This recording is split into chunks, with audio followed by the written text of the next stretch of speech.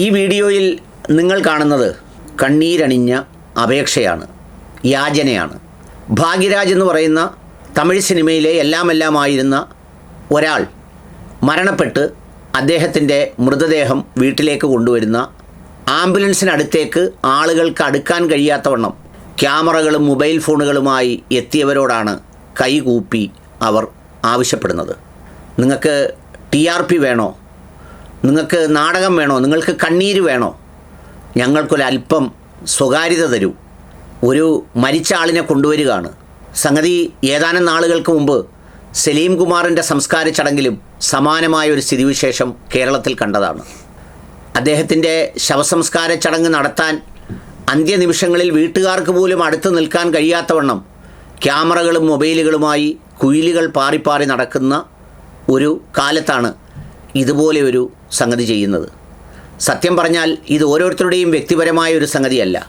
ഇതൊന്ന് പൊതുവിൽ വർദ്ധിച്ചു വരുന്ന TRPയും അതുപോലെ സാമൂഹിക മാധ്യമ വരുമാനവും അത് കാണാൻ ലക്ഷക്കണക്കിന് വ്യൂവേഴ്സും മില്യൺ കണക്കിന് വ്യൂവേഴ്സും കിട്ടുമെന്നുള്ള പ്രതീക്ഷയും ഒക്കെ ചെയ്തെടുക്കുന്ന, വളരെ സത്യസന്ധമായി പറഞ്ഞാൽ ഒരു ബ്രീച്ച് ഓഫ് പ്രൈവസിയാണ്, അഥവാ സ്വകാര്യതയുടെ നഗ്നമായ ലംഘനമാണ്. ആ സ്വകാര്യതയുടെ ലംഘനത്തിൽ എല്ലാവരും പങ്കാളികളാവുന്നു എന്നതാണ് ഈ തമിഴ്നാട്ടിലെയും ഈ സംഗതി കണ്ടത്. ഇതാവശ്യപ്പെടുന്നത് ഒന്നാണ്.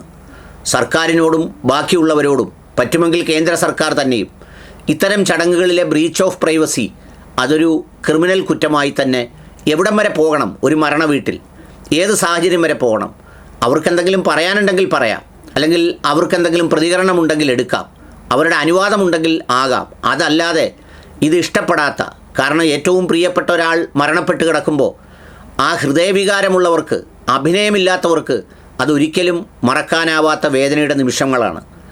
ആ നിമിഷങ്ങളിൽ ഇത്രമേൽ രൂക്ഷമായി ഒരു സ്വകാര്യതയും നൽകാതെ അത് പകർത്താൻ വേണ്ടി വെമ്പൽ കൊള്ളുക എന്ന് പറയുന്നത് എങ്ങനെയാണ് ന്യായീകരിക്കാൻ കഴിയുക? ഒന്ന് ആലോചിച്ച് നോക്കൂ. ഇതിനെ സംബന്ധിച്ച് ഒരു സാമൂഹിക പ്രതിഷേധം ഉണരേണ്ടത് വളരെ അത്യാവശ്യമാണ്, വളരെ അത്യാവശ്യമാണ്.